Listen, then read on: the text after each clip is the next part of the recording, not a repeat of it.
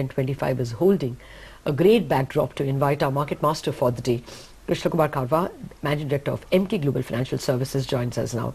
Good morning, Mr. Karwa, and greetings of the season. A very happy Diwali to you and to everyone else at Emkay. There is a lot of Diwali cheer on macro numbers as well. You know, the export numbers were a blistering cracker of a number. And then the first earnings we got, RIL, of course, the big number. But even numbers like Bhansali Engineering, there were other Griha Finance, Avenue Supermarts, all of them show that things are looking better than you thought. Do you think the downgrade season will end now? So I think it's early days in terms of the numbers, only 3-4 days, and initially you always possibly see the companies with the best with better numbers coming in the early part of the season. And so I don't know whether we should see the end of the earning downgrades, etc. And our estimates are that ex-financials and companies under our coverage should possibly have a 10% kind of a growth. So I think the numbers have been good, and to start with, and one of your experts was talking, or rather you were talking about telecom, and that's very interesting. I just like to mention over here that if you look at the price performance of Reliance or Bharti Airtel for the last 1 year, they have returned almost 45%, and Reliance has returned 60% returns. And this is against the backdrop of a very nasty telecom war in terms of the incumbent trying to get market share, and we have seen what has happened. So I think that's a clear-cut indicator that possibly that sector seems to be more kind of closer to bottoming out, and with Tata also now giving away their revenue share to Bharti, and mergers between Idea and Vodafone also. So possibly, I think the point I'm trying to drive at is that earnings is important, but more than that, what is expected to plan out in the next 12, 18 months, 24 months in any sector, that is what drives the stock market and where you start off. So maybe Reliance was an underperformer for some time, and then last 1 year you have seen it's catching a big time. That's the point I'm trying to drive at. Okay, point taken. By the way, Colgate is having a bit of a surge ahead of numbers. I think the market remembers last time what Colgate did on the number stage, so that could be one reason. But Krishna, good morning. Early days yet, I agree. But do you get a sense that the market correction was, I mean, if we get another such correction, that would be again a buying opportunity, and this market could make much higher highs before a significant correction comes in place? See, I think we have to respect liquidity, and if you look at the last 12 months net domestic MF buying, which is almost 1,20,000 crores, versus only some 2,000-3,000 crores of net buying by FIIs. I think there is a tremendous amount of domestic liquidity which is flowing into equities, which is possibly because domestic India was possibly underinvested into equities, or there is, you can say the TINA factor, or there is no alternative kind of a factor where possibly equities is the only place where they can see some returns versus other asset classes. So when this kind of liquidity is flowing in, and possibly we expect such like liquidity to continue to flow, we have to respect liquidity as the key criteria. On valuations, on short-term basis, possibly you may find that we are closer to fair value or maybe slightly overvalued. But on a longer-term basis, I think the case for domestic equities continues to remain. Speaking of flows, Mr. Karwa, good morning. Sir, I was just looking at the press release that Emkay earlier put out. You've actually launched a Category 3 fund, an alternate investment fund. So a related question, you know, a lot of this new liquidity that's coming in the market at 10,200, what sort of parking avenues do you think it will look for? I mean, is it going to be a return of picking the right sector, for instance, pharma or IT, or will it continue to be bottom up? See, as far as I think in terms of sectors, what you rightly said, pharma, IT, they have underperformed for the last few years. Valuations have become reasonable.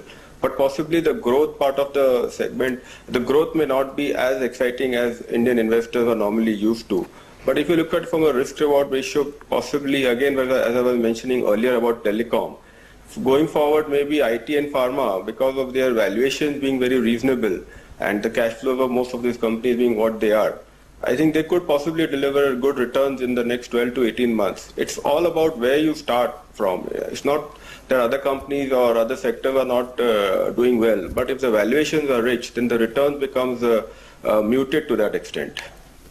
Okay. Mr. Karwa, just to come back to the earnings, with such strong export numbers coming in for September, that's the quarter for which results are being declared. Are you all reworking anything? Is anything else looking good to you where there is still valuation comfort?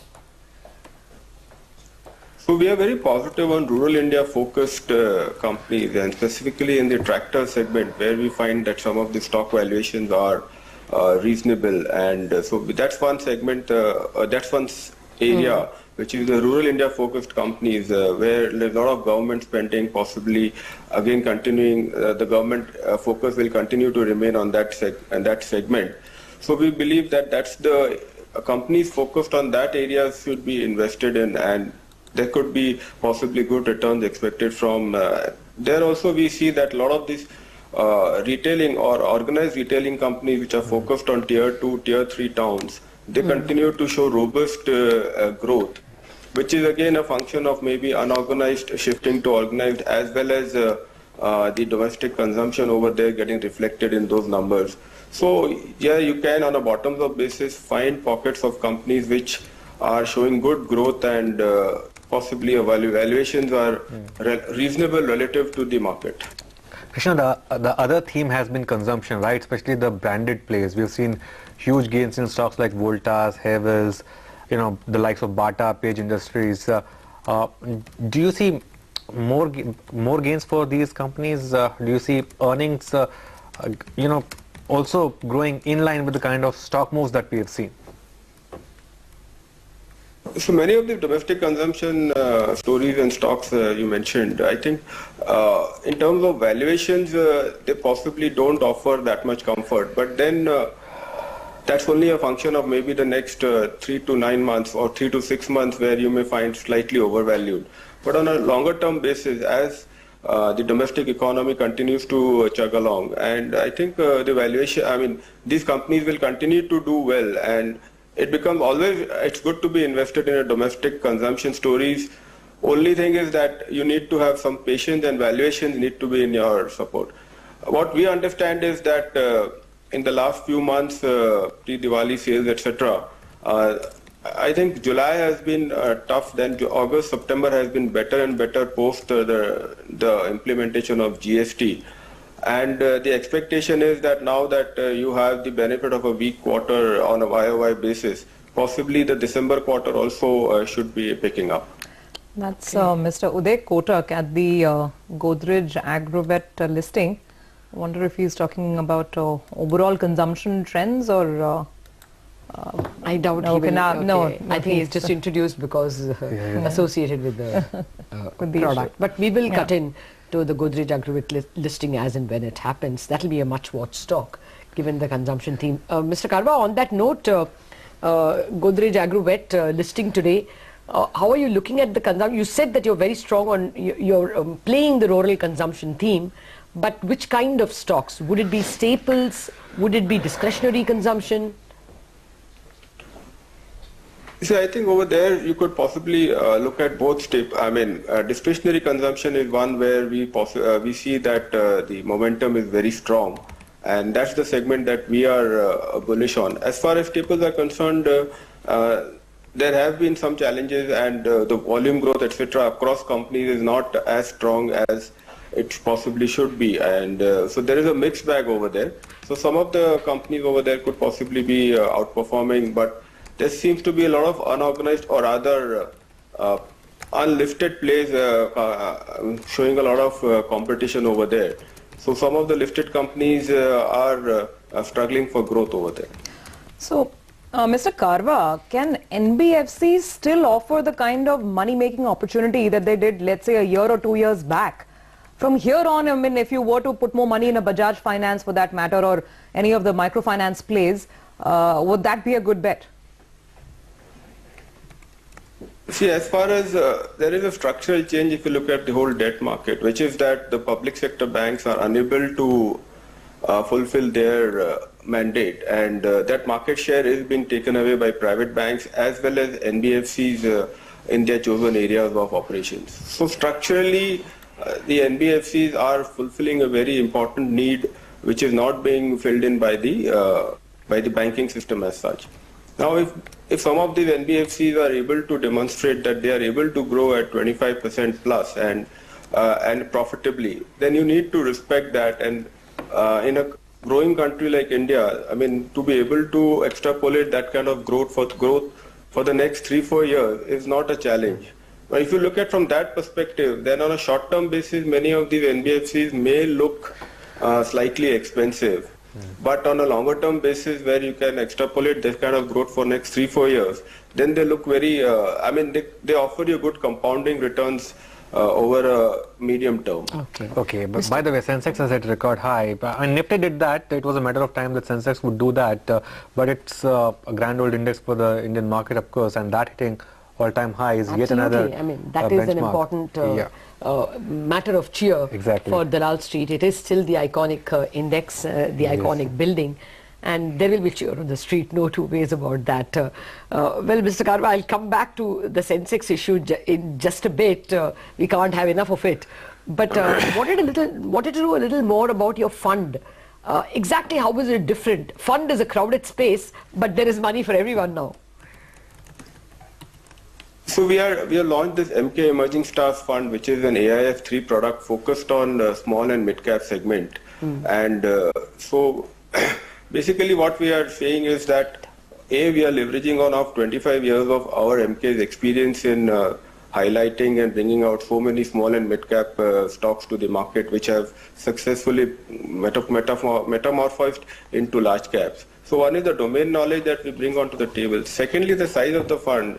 We have kept it very small. Today, the larger players are struggling to be able to invest in the small and mid-cap segment because the sizes of their funds have become very, very big, and they are unable to really invest in some of the ideas because if they don't have sufficient exposure to those companies. Because we are focusing on a very small size, I think many investors would be benefited out of our ability to invest in such kind of stories.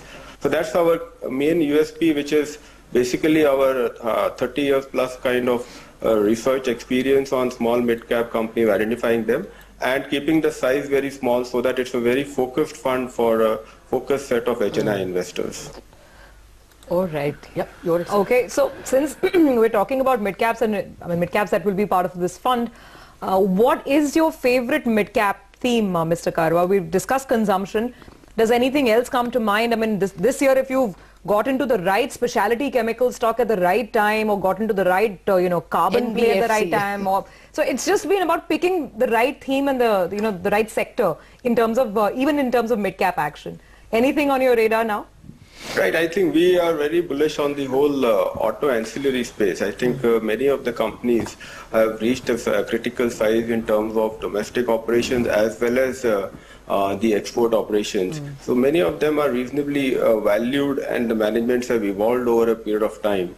So that auto ancillary as a space offers you a good opportunity for investing from a 2 to 4 year perspective. Mind you, our fund is 5-year size, 5-year fund. So we would be looking to invest in companies which can give us excellent returns at least over a 3 to 4 year period. Okay, I'm so glad you said that, Mr. Karwa. I can't take my eyes off the way in which engineering exports have grown 44% in the month of September. Even if you take maybe some lag because of GST and some catch up, that's still an eye-popping number. So perhaps we are getting an advantage of the global growth finally into our numbers as well. And of course, the Indian auto industry has also been doing very well. Mr. Karwa, it's always a pleasure speaking with you. Thank you very much for joining us. And once again, greetings to everyone in your family and your company. Thank you very much, and greetings to all viewers, greetings to everyone at TV 18, and wish you all a very, very happy Diwali. Thank you. Thanks a lot for that.